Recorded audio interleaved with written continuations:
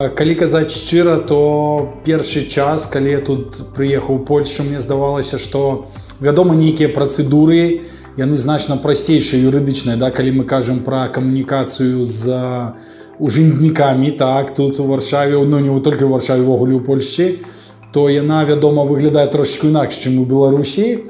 Але апошнім часам я пачаў сутыкацца з рознымі такімі момантамі. Я вже, калі шчыра, не надта бачу розніцу паміж Польшчай і Беларусю, так? Таму па-рознаму бывае. Сапраўды залежыць ад людзей, залежыць ад таго, з якім ты пытаннем прыйшоў, якую ты дапамогу хочаш атрымаць ці інфармацыю.